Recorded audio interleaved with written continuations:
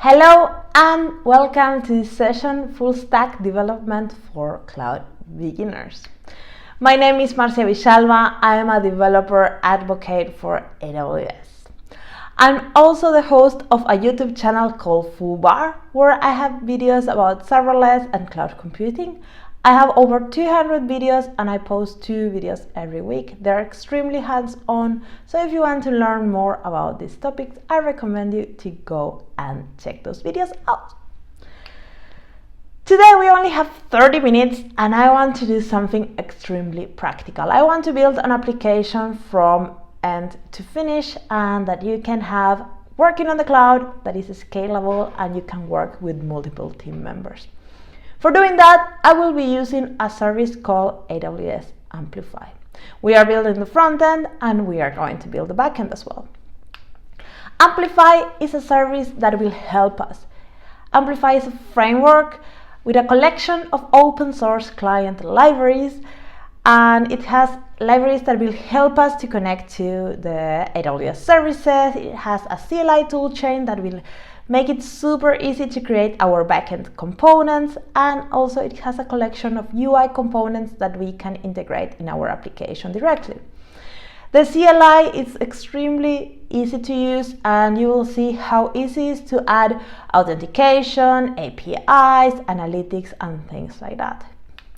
And then it has a collection of developer tools that will allow us to build, test, and deploy our whole application, the backend and the frontend. As I said, it's a set of open source libraries. We have support for vanilla JavaScript, Vue, Angular, Ionic, React, iOS, Android, and more are coming. The Amplify framework is an open source framework and is one of the top growing GitHub repos. It's an opinionated framework and it comes with the best practices built in. That means that you don't need to know a lot about the cloud to get started using it, because it's built on the knowledge of a lot of people that has been using the cloud for many years. One of my favorite features of Amplify is that it produces infrastructure as code. So whatever you do in the cloud, it will come as an infrastructure as code script that then you can share around, or even if you want to get out from Amplify, you can do extremely easy by taking these files with you. Also, infrastructure as code is a critical part in building distributed systems and cloud applications, so you want to have that in place. And this is very, very important and a big differentiator for Amplify. Amplify is organized on categories that are high-level abstractions, and we have categories like this. We have categories like API and authorization, notifications, and things like that that are quite normal in applications. And then we have categories that are like machine learning or virtual reality or augmented reality that are a little bit more interesting, but they're also very simple to integrate. In these 30 minutes, I want to show you how to use the API and the authorization category. We only have 30 minutes, but you can find a lot of good examples on their documentation site. Everything is well documented, so you can go and check it out. So let's go very fast over the CLI. We are going to use it a lot, and I'm pretty sure you will get the grasp when we start building with it. The first command is amplify init. It will help us to initialize the Amplify project. And then we have amplify add a category and amplify update a category. In that way, you can add a new category to your project or make changes, and whatever you do here, it's local.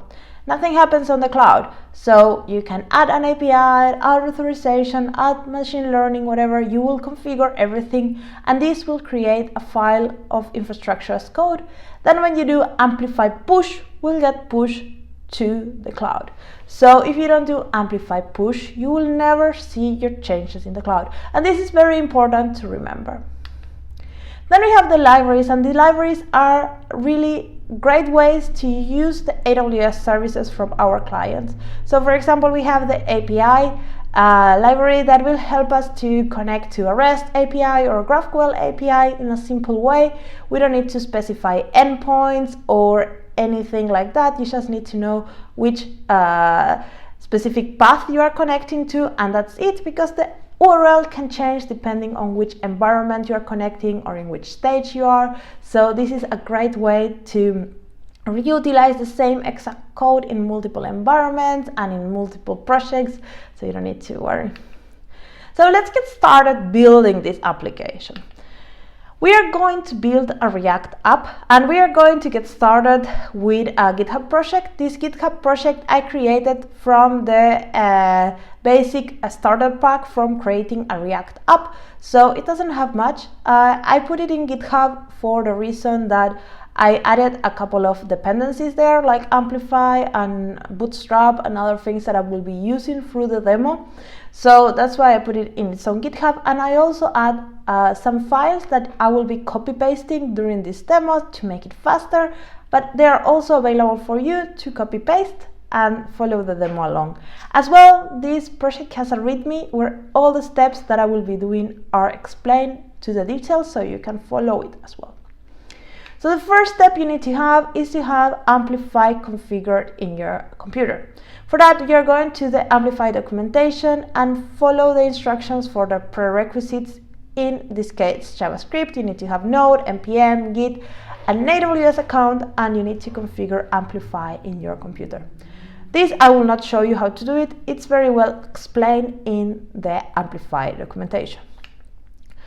So now we are going to GitHub and we are going to clone this repository. You can also do the same if you want. The code is available for everybody. So I will go GitHub to the project and clone that into my computer. I will clone it with a different name because I already have that project in my own computer. You can clone it with the same name if you want. I just calling it Demo Amplify Test 3.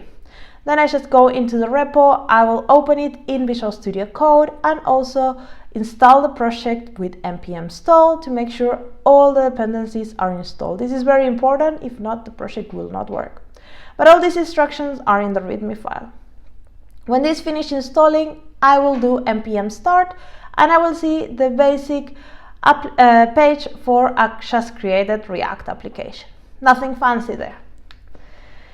So now we are going to do Amplify init and configure our project in this Amplify in this project. So we are going to our code. We can follow the instructions in the README file that is there, and it's everything that I will do this, there described. I open my terminal and I type Amplify init. When I do that, I will get asked some questions like the name for the project. I will give some defaults and then environment for this project, and I will pick dev. That's important to have in mind. We will have multiple environments later on. Then I keep all the defaults and I move forward. And I stop when I need to pick a profile for connecting this application to our AWS account, and I just have the Amplify project configured. You might have another one, so that's depending, the name depends on the one that you configure when you are doing the prerequisites part. This takes a while, so we will move on to the next part, and here we will see that this created an amplified folder with a backend inside when this is completed. So that's good. The next step we want to do is to add authentication. For that, we are doing amplified add auth. So we are going to add authentication to our application, and we can choose multiple types of authentication. I will just pick the default configuration, but we could use Google or Facebook to sign into our application as well. And for that, you will need to use the default configuration with social provider. That's very straightforward as well to configure. But for me, I want to use username and password, so that's what I'm deciding on, and I will continue. And when you pick that, that's everything you need. Now in our Amplify folder in the backend in auth, you will have this auth folder with the infrastructure as code is inside there for this particular category. Now we do Amplify push, and we push that infrastructure as code script into the cloud. Whenever you do Amplify push, you will do it for all the categories at the same time. In this case, we only have one category and we only modified one category. So you will see this table that lists all the categories and the operations. And in here we have the auth that we are creating. You say yes. This takes a long time, so I will leave it running and I will explain what we were doing. So this is what we did. When we add authentication and we push the changes to the cloud, what we did is we created a Cognito user pool. Cognito is a service in the cloud that will manage our users. It will manage our users list, and it will handle the passwords, and it will handle if they forget them, or when they create an account, they will also get a confirmation email to make sure that the email is valid, or a phone call or a text message to confirm their phone number. They can, it also handles some personal data from our users, and you can even use it to sync around multiple devices. Also, Cognito has a really cool feature that will give temporary credentials to the AWS account to our users. So you will see when we configure the API that we are picking Cognito as the way that we want to authenticate our users. So if the users don't have an account, they will not be able to use this API because they need the credentials that Cognito will provide. So Cognito is a great service. If we will do the federated authentication with a social media provider like Google, Facebook, or whatever, then it will be more or less the same, but instead of creating an account, we could use our own Facebook profile to log into the system.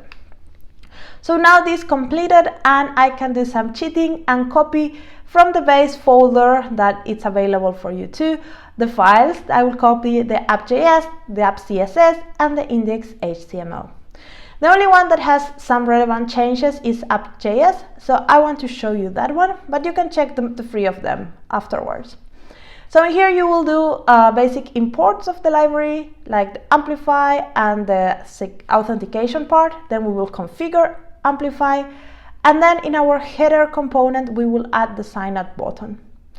Then in our main application we are wrapping it around with an Amplify authenticator tag, and wherever is between the tags we'll need to have a valid account from Cognito.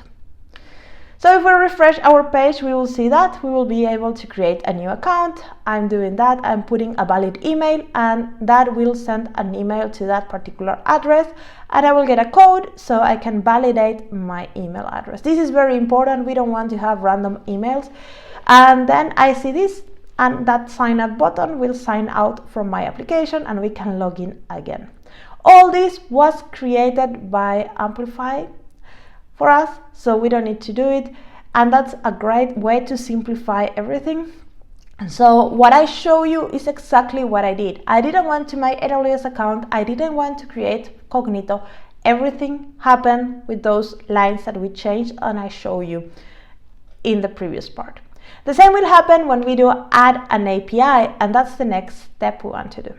So now we want to add an API to our application, and everything I show you is what is going to happen. So this is pretty amazing.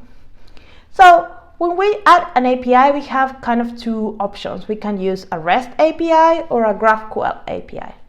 REST APIs are very common, and basically you are connecting your client to a particular path, and you need to do, every time you make a query into to get some data, you are poking a different endpoint.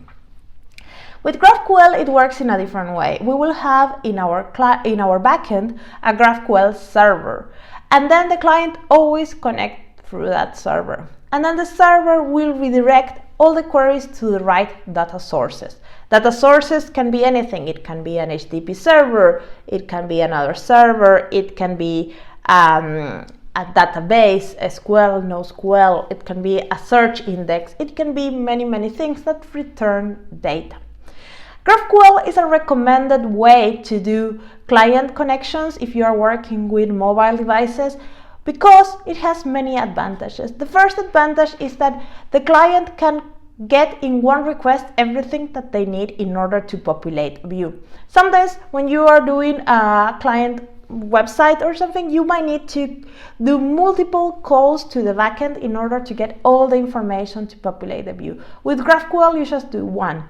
And that's very important, because when you open connections in the mobile device towards the network, you are consuming battery and you're consuming network capability, and in some places not everybody has full data plan where they can connect and download whatever they want. So you need to be conscious on the resources of your users. Also, the benefit is that when customers are using, when your clients are using GraphQL, they will have types, and I will talk about them in a minute. But in difference with REST, they can decide what attributes from that type they want to come back. So they are not bringing a lot of unnecessary information, again, for the sake of persisting the customer data plans and batteries. And another feature from GraphQL is the ability to have real-time capabilities. When REST, it's always the client that initiates the connection to the backend. So if we want to, for example, if we have a blog post, a blog, and we want to know when there is a new post, the client needs to come to the backend and ask every 5 minutes, hey, is there a new blog? Is there a new post? Is there a new post? And it's consuming, it's opening connections, and it's doing things for not getting any results, because in maybe 99 of the cases, it doesn't get any new post. With GraphQL, what happens, the client will subscribe to interesting operations like, is there a new post? And GraphQL server will send the new post whenever it's ready to the clients that have subscribed to that. So there is a two-way communication, and that allows for real-time notifications in the clients. So GraphQL is a query language and a runtime. A query language because we will have to define a schema. The schema is the definition that the client and the server will agree on. It's like a contract. The schema will have all the types that are the ones that the client can access from the backend, and the types can be things from your domain, and they have attributes, and also in that schema you will list all the operations that the client can do in your data sources.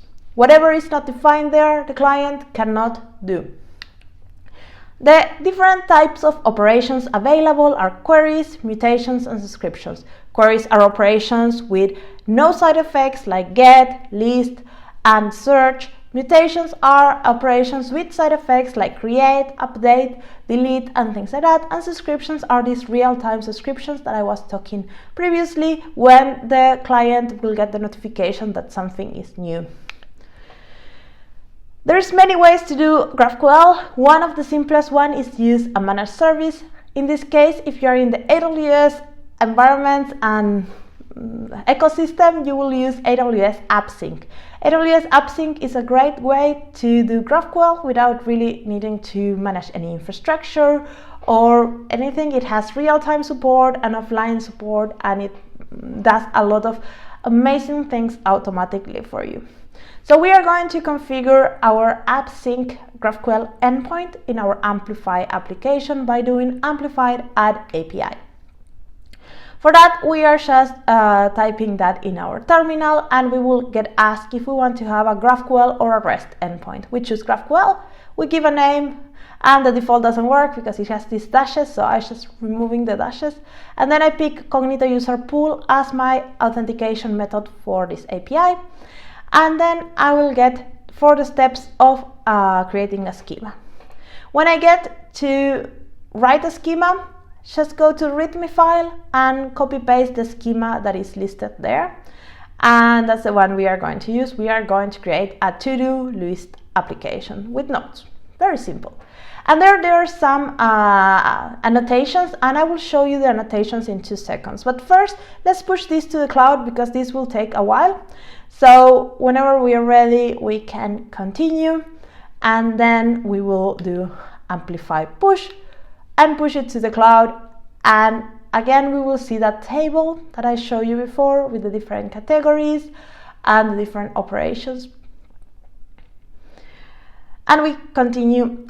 And in the case of modifying the API, we will have a code generation capability with Amplify that will create a lot of code for us. It will create the schema in the client. It will create all the operations and ways that our client can connect to the backend. Super simple. And we want to say yes to all the defaults of code generation because we want that. So when we have that set up, we are moving to the next step. That is modifying the front end. But before, I want to show you a little bit of those annotations that were in the schema. when I talk about GraphQL, I said that if there is no operation available, the client cannot do anything. And the schema that we created didn't have any operation. So you might be wondering what the client can do. They can do many things because of this annotation. So we had two annotations. The first one was this model. And these model annotations will tell Amplify to create many operations for us. It will create, the read, the update, and the delete and list operations for that particular type. It will also create a table for storing this type, so we don't need to do it ourselves. In this case, it's creating a NoSQL table in the service DynamoDB, and that's happening automatically. And also it's creating all the connections between Amplify, AppSync, and Dynamo for doing all these operations. So it's pretty powerful. The other annotation we had was the auth, and that has rules. The rules can be many. In this case, we have this particular rule you are seeing in the screen that allows the owner to be the one that can see, to read, update, create, and delete, and do all these kind of things in this particular type. We can have rules that are more flexible depending on what we need. In this case, if we will all go to the nodes application, I will see my nodes and you will see your nodes. So that's pretty nice. And everything happens because this annotation. So now we can go back to our code and just copy some files from our base. And then we can open the app.js and take a look. There I just imported a couple of new things. They are from the queries and mutations, and they are the generated code that Amplify did for us. Here you will find all the operations for query, mutations, and subscriptions that were generated automatically. Then we will have two new components, the add node and the node list. Those are visual components. They are just doing some HTML that allow us to add a node and list all the nodes. So there is not really anything that I want to show you there. But then in our main application, we have the API.GraphQL. And then we pass a GraphQL operation. And that's using the Amplify libraries that will connect to our backend. We can pass the GraphQL operation if it doesn't have any parameters, or then we can have the parameters as well passed in there. And this is a really simple way to connect to our backend. So this is how it looks when we refresh the application. We can add some node, we can delete the node, we can have multiple nodes, and everything happened just with the changes I did. All these nodes are getting stored in the cloud. They are there. They are in the Dynamo table, in the NoSQL table. So if you want to open that table and check it out, you will find that it's there. The next step is to deploy this application in the cloud. Yes, your backend is in the cloud, your frontend is in localhost. So we want to put that in the cloud as well. So we will do Amplify console. We need to be logged into AWS with our account, and when we do that, it will open our application in the right place in the console. There we will see all the different categories that were added to our application, in this case authentication and API. And you can go and click there, you will find the Dynamo tables and things like that. In the front end is the part we want to deploy to the cloud, because that's not in the cloud, that's locally. And for doing that, we can use GitHub or any other repository of code. So we will create a new GitHub repo, we will push our code there, and then we will link it here. When we do this linkage, we will need to say if we want to create a new environment for our backend, and we will say yes, I want to create a new environment called production or staging or whatever. So what happens now is whenever we do a change in the repository, either we put a new commit or we do a pull request or whatever in that particular branch, a build will get triggered and all the changes from the backend and the frontend will get deployed in the cloud, and we will be able to see it. To show you this, I already have a cake in the oven, as cooking shows do. I have a project that is connected, because connecting this takes a while to build the whole thing. So I open this project, and you can see here that it has all this green flow, and that's what every time I push a change, this will get from gray to green, and I have multiple steps that I can change. Then there is this link that will open my application in the cloud, is deployed there. And then I can see in the backend my two stages, the dev, that is the one that I created from my computing, and the stage that is the one that is linked to the GitHub repo. So whenever I do a change in the branch, it will get updated automatically and I don't need to worry about it. So this is a great way so you can work with multiple teammates. Everybody is pushing the changes to one particular branch. Everybody can see them deployed in the cloud and you don't need to worry about syncing files and doing that. So this is all serverless, and it means that you are not paying for using this. Well, you're paying for using this, but only the time that you're using this. So if you leave this application up, it will not cost you anything because all the components are serverless and they only cost when they are being used. So this is also great. You can have multiple stages, you can play with it, and if nobody's using those stages, you are not getting billed. If you want to get started with AWS, go and check the free tier. You have 12 months of you can use a lot of our service for free for 12 months, and then there is this permanent free tier for multiple of our services. And the services I show you today have a very generous free tier forever. So definitely go and check it out. And you can get the code from this GitHub repo if you need it. And if you want to do the demo, this demo will cost you nothing. And so it's a great way to create a full stack development application with backend, frontend, hosted in the cloud, performant, scalable, high available, and all those words in less than 30 minutes.